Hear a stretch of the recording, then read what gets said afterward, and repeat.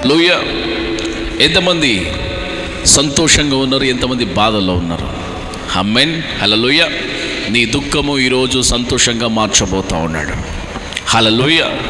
దుఃఖంతో వచ్చినవా, నీ దుఃఖాన్ని దేవుడు ఏం చేయబోతుండో సంతోషంగా మార్చబోతున్నాడు. హల్లెలూయా. దేవునికి అసాధ్యమైనది ఏది లేదు. హల్లెలూయా. నువ్వు బలహీనుడిగా ఉంటే, నువ్వు బలహీనురాలుగా ఉంటే నీ జీవితంలో దేవుని కార్యాలు చూడలేవు. ప్రతి క్షణము నీ జీవితం బలహీనములో అడుగు పెడుతుంది. నీకు తెలియదు, నువ్వు చాలా బలవంతురాలివి. హల్లెలూయా. నువ్వు చాలా బలవంతుడవు.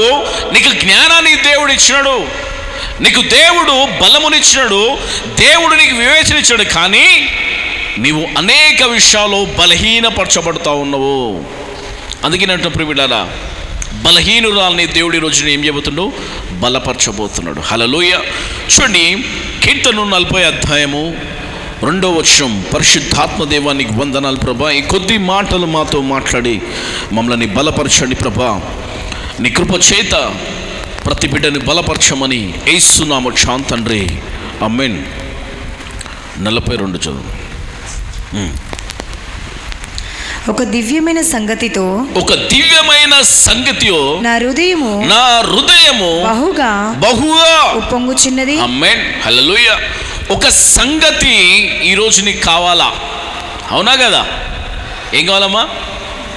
ఒక సంగతి. ఇక్కడ నుంచి దేవుడు ఒక సంగతి నీతో మాట్లాడబోతున్నాడు. బాధతో వచ్చారు ఇక్కడికి, భారంతో వచ్చారు ఇక్కడికి. హల్లెలూయా. చూడండి, నీ బాధని, నీ వేదనని దేవుడు నిన్ను ఈరోజు సమృద్ధిగా నిన్ను తృప్తిపరచబోతా ఉన్నాడు. హల్లెలూయా. హల్లెలూయా. దావీదు కూడా దేవుడు చూస్తూ ఉన్నాడు.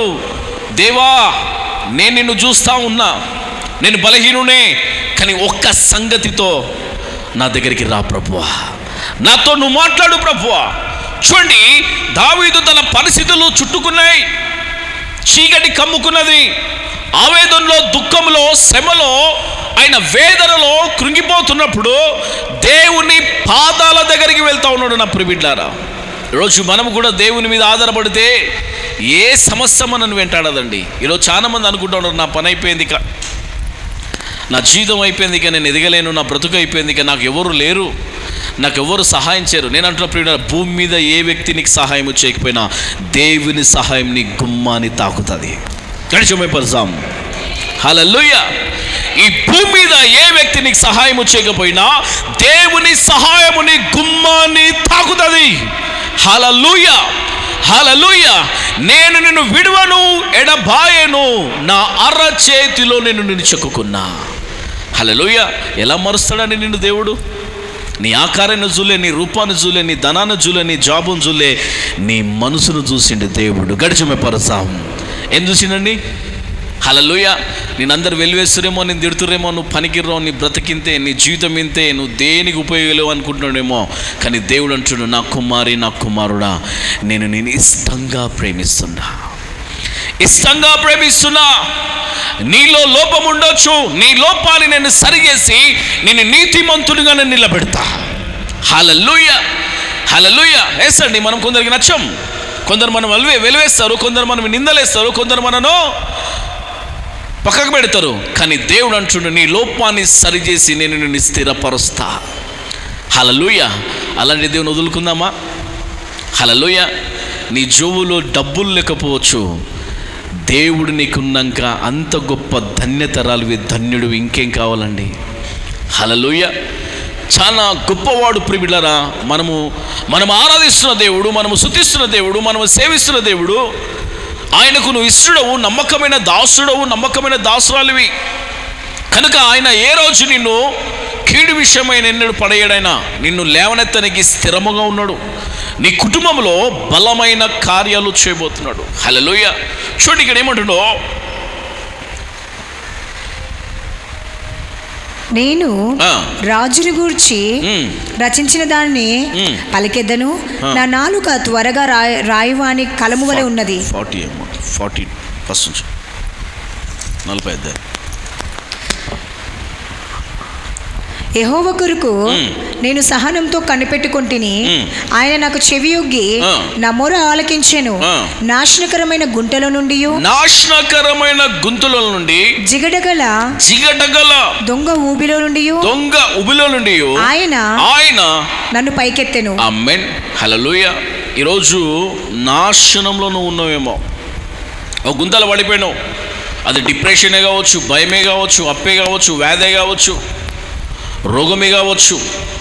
ఏదైతే నీ కుటుంబాన్ని చీకటి కమ్ముతుందో ఖచ్చితంగా దేవుడు ఈరోజు నేను ఏం చేయబోతున్నాండి, పైకి లేపబోతా ఉన్నాడు.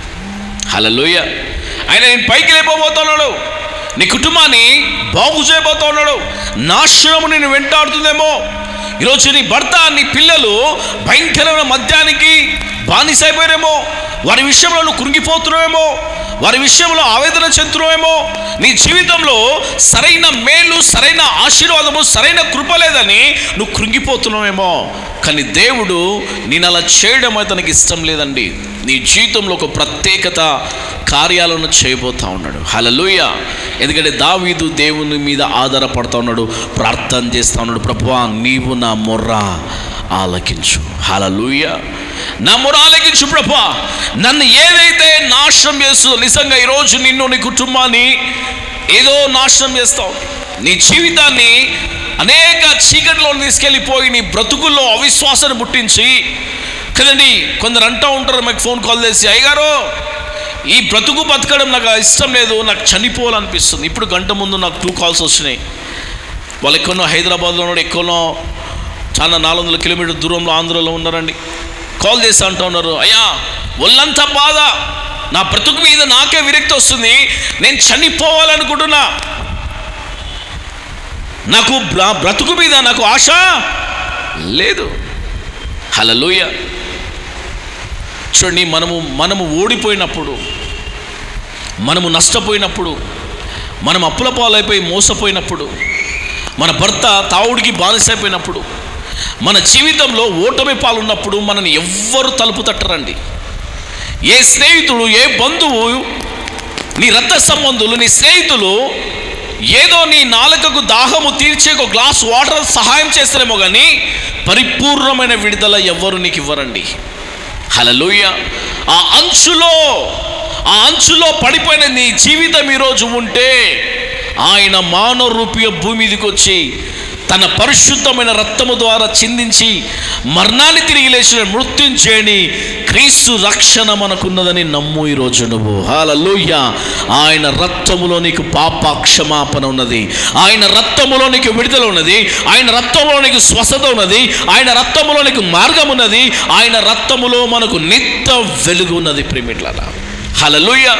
వాళ్ళు ఏడుస్తా ఉన్నారన్నా, ఏమిడవకమ్మా, మీరు ప్రతి బుధవారం హైదరాబాద్లో మీటింగ్ అవుతుంది, మీరు వచ్చిన అక్కడికన్నా. హల్లెలూయా. మీకు తెలుసో లేదో ప్రియులారా, ఎంతో ప్రయాసపడి నేను విజయవాడ ప్రాంతానికి వచ్చిన. పరిశుద్ధాత్మదేవుడు గత నెలలో మాట్లాడి నాతోటి విజయవాడ ప్రాంతంలో నువ్వు మీటింగ్ పెట్టాలి. హల్లెలూయా. ఈరోజు ఈ మీటింగ్ జరగడానికి కారణాలు, ఈ మీటింగ్లో దేవుడు మీ జీవితంలో కొన్ని అద్భుతమైన కార్యాలు చేయబోతున్నాడు ప్రియులారా. హల్లెలూయా. అందుకే ఈరోజు దేవుడు మీకు నడిపించిండు. హల్లెలూయా. వారితో మాట్లాడుతుంటే, వాక్యముతో వారు మాట్లాడుతుంటే, ఇప్పుడు ఫోన్లో వాళ్ళని ధైర్యపరిచి నన్ను కలవండి. అలాంటి సమస్యలతో ఉంటే నేనంటూ ఉన్న ఈ లైవ్ ద్వారా కూడా మీరు అలాంటి ఓటమి అంచులో ఉంటే యేసే మార్గానికి మీరు వచ్చేయండి. సమృద్ధిగా మీకు విడుదల ఇక్కడ ఉన్నది. హల్లెలూయా. సమృద్ధి విడుదల. హల్లెలూయా. ఏ లోకము నిన్ను పనికిరాదన్నో ఖచ్చితంగా నువ్వు పనికొస్తావు. ఏ లోకము నిన్ను వెలివేసిందో ఒకరోజు నీ దగ్గరికి అందరూ వస్తారు. ఎందుకంటే యేసే మార్గంలో అలాంటి ఆశీర్వాదాన్ని దేవుడు ఇచ్చి ఉన్నాడు. హల్లెలూయా.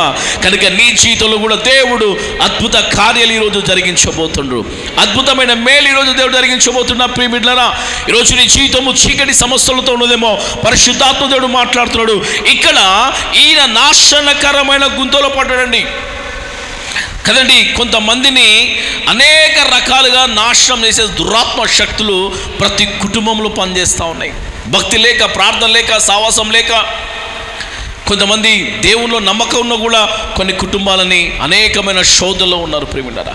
కానీ పరిశుద్ధాత్మ దేవుడు ఈరోజు మాట్లాడుతుండు, నాశనకరమైన గుంతల నుండి, జిగటగల దొంగ ఉబిగుల నుండి నేను ఈరోజు నిన్ను పైకి లేపబోతున్నా.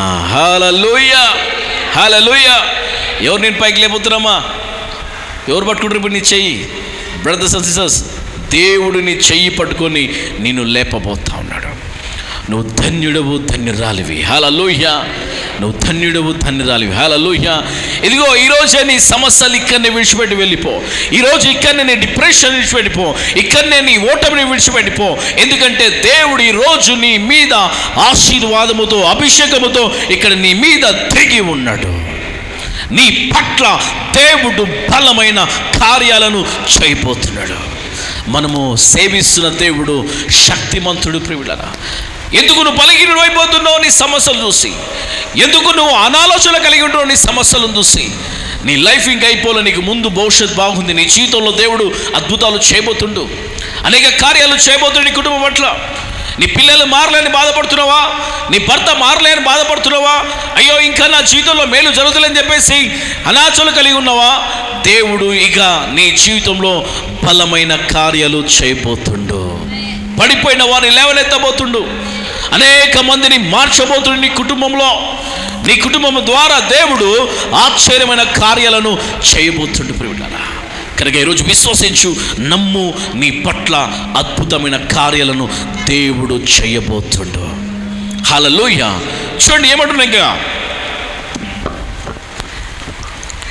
జిగటగల దొంగ ఊబిలో నుండి ఆయన నన్ను పైకెత్తెను, నా పాదములు బండ మీద నిలిపి, నా పాదములు బండ మీద నిలిపి, నా అడుగులు స్థిరపరిచెదను. ఆమేన్. నీ అడుగులకు స్థిరము లేదు, ఇక్కడి వరకు స్థిరము లేదు. నువ్వు ఎక్కడికి పోతున్నావు నీకే అర్థం కాదు. నువ్వు ఏం చేస్తున్నావు నీకే అర్థం కాదు. నీ జీవితం ఎక్కడికి పోతుందో నీకే తెలియదు. ఇంకా నీ కుటుంబం అభివృద్ధి లేదు, ఫైనాన్షియల్గా అభివృద్ధి లేదు, ఆత్మీయంగా అభివృద్ధి లేదు. అన్నిటిలో బలహీనురాలుగా ఉన్నావు. ఎప్పుడైతే నువ్వు ప్రభు దగ్గరికి వస్తావో ప్రియులారా, ఎప్పుడైతే ప్రభువులో నువ్వు ప్రార్థన చేయడము మొదలు పెడతా ఉంటావో, దేవునితో స్నేహం చేయడం ఎప్పుడైతే మొదలు పెడతా ఉంటావో, దేవుని మీద విశ్వాసం కలిగి ఎప్పుడైతే నువ్వు మొదలు పెడుతుంటావో, ఎప్పుడైతే ముమ్మార్లు దేవుని సన్నిధిలో నువ్వు మొర్ర పెట్టడం మొదలు పెడుతుంటావో, దేవుని కార్యాలు నీ కుటుంబంలో జరగడము మొదలు పెడతాడు పరిశుద్ధాత్మ దేవుడు. గడిచెమే పరుజాం. హల్లెలూయా. నీ పాదములు బండ మీద నిలబెట్టబోతున్నాడు. హల్లెలూయా. ఇన్ని రోజులు అనేక సమస్యల్లో ఇరికిపోయినావు, అనేక వేదనలో ఇరికిపోయినావు, అనేకమైన సమస్యల్లో చిక్కుకుపోయి ఉన్నావు, ముళ్ళ పొదలో పడి ఉన్నావు కదండి. పెంట కుప్పలో నీ బ్రతుకు తిరిగినట్లున్నది. కానీ దేవుడు ఈరోజు నీ జీవితంలో ఒక నూతనమైన మేళ్లను దేవుడు చేయబోతున్నాడు, నూతనమైన అద్భుతాలు చేయబోతుండు, నూతనమైన కార్యాలు చేయబోతుండు. ఆయన ఆశ్చర్యకరుడు, ఆయన ఆలోచనకర్త, నిత్యుడగు తండ్రి, సమాధానకర్త. నీ జీవితంలో దేవుడు సమాధానం ఇవ్వబోతుండు. హల్లెలూయా. సమర్పణ చేసుకో. ఈరోజు నువ్వు ఒక తీర్మానం చేసుకో. ఈరోజు ప్రభువా, నేను ఇక్కడికి వచ్చిన నా జీవితంలో ఒక అద్భుతం చేయి. ఇదిగో నేను సమర్పణ చేసుకుంటున్నా. ఇన్ని దినాలు నాకు దూరంగా ఉన్నా, ఇన్ని దినాలు నీకు నేను లోబడలేదు, ఇన్ని దినాలు నాకు అవిశ్వాసంలో ఉన్నా, ఇన్ని దినాలు నేను అనేకమైన చెడు ఆలోచనలు కలిగి ఉన్నా, ఇన్ని దినములు నీ చిత్తము నేను జరిగించలేదు, ఇన్ని దినములు నీ సువార్తలో నీ పరిచయలో నేను పాల్గొనలేదు, ఏదో లోపము కలిగి నేను నీకు దూరం అయిపోయిన ప్రభువా, ఇక నేను అలా ఉండా. ఇదిగో ఈరోజు నేను సమర్పించుకుంటున్నా. ఇదిగో ఈరోజు నీకు నేను మాటిస్తున్నా. నేను నీకు మాటిస్తున్నా ప్రభువా, నాకు ఒక్కసారి నా జీవితంలోకి రావా. ఒక్కసారి గుర్తుంచుకోండి ప్రియులారా, దేవుడు నీ జీవితంలో ఉంటే నీ బ్రతికి ఎలా ఉంటుందో ఒకసారి ఆలోచన చేయి. దేవుడు నీ జీవితంలో ఉంటే ఆయన నేను ఎలా ఆశీర్వదిస్తాడో ఒక్కసారి నువ్వు ఆలోచన చేసుకో. ఎందుకంటే ఆయన మనని మర్చువాడు కాదు. హల్లెలూయా. యెషయా 26:7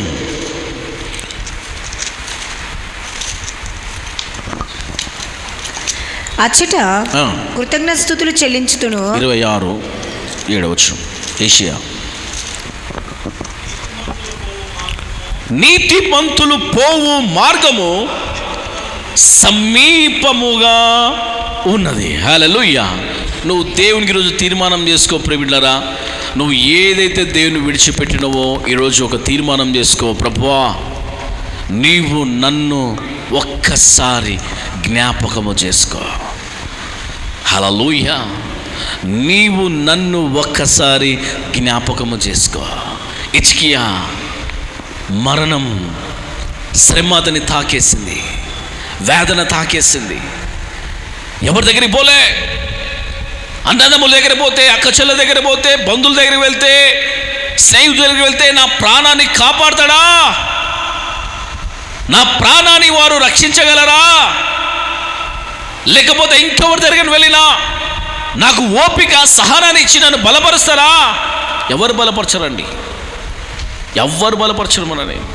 హిజ్కియా వివేకం కలిగి ఉన్నాడు ఆయన. నేను ఎవరి దగ్గరికి పోను, నేను గోడ తట్టు తిరిగి నన్ను సృష్టించిన సృష్టికర్తకు ఏడుస్తూ ప్రార్థన చేస్తా, ఏడుస్తూ మొరపెడతా. బ్రతుకుతే ఆయననే, చస్తే ఆయననే, ఏదేమైనా నేను మాత్రం నా ప్రభు దగ్గర పోతా అని డిసైడ్ అయిపోయాడు హిజ్కియా. మనకుంటుందా అట్లా? ఉంటుందమ్మా? మనకు అలా ఉంటుందా సిస్టర్? ఇవ్వండి, చెప్పండి, మనకి అలా ఉంటుందా? మనకి ఏదైనా శోధన కలిగిందనుకో, నాకు ఎందుకు ఇలా అవుతుంది, నీకేదైనా బాధ కలిగిందనుకో, వేదన కలిగిందనుకో, నాకు ఎందుకు ఇలా అవుతుంది, నాకెందుకు ఇన్ని శోధనలు వస్తున్నాయి, నాకెందుకు బాధలు వస్తున్నాయి? హల్లెలూయా. ఈ భూమి మీద మనం బ్రతుకు దినాలు, ఈ భూమిని మనం విడిచిపోయే దినాలు నిన్ను ఏ శ్రమలు నిన్ను వెంటాడలో అవన్నీ నిన్ను వెంటాడి నిన్ను శోధించి వెళ్తాయి. హల్లెలూయా. సుఖంగా నేను దేవుని నమ్ముకుంటా, సుఖంగా నేను చర్చికి వెళ్తా, అన్ని దేవుడు నాకు దీవెనలు ఇచ్చేయాలనుకుంటే కాదు. శోధన సహించువాడు ధన్యుడు, నిత్య జీవ కిరీటమో పొందును. నా ప్రియమిత్రులారా, హిజ్కియా ఏ బంధువు మీద ఆధారపడలే. శ్రమ కలిగినప్పుడు ఈరోజు ఎందుకు ఒక వ్యక్తి మీద నువ్వు ఆధారపడుతున్నావు? ఒక వ్యక్తిని చూసి ఎందుకు కృంగిపోతున్నావు? వాళ్ళు బాగవుతురు, వీళ్ళు బాగవుతురు, వాళ్ళు బాగవుతురు, నా బ్రతుకు ఎందుకు ఇలా ఉందని నువ్వు ఎందుకు నీ సృష్టికర్తను అవమానపరిచేలాగా ఉంటున్నావు? మనం ఆరాధించే దేవుడు గొప్పవాడు కాదా? మనము స్తుతించేవాడు శక్తిమంతుడు కాదా? మనము సేవిస్తున్న దేవుడు బలమైన సృష్టికర్త కాదా?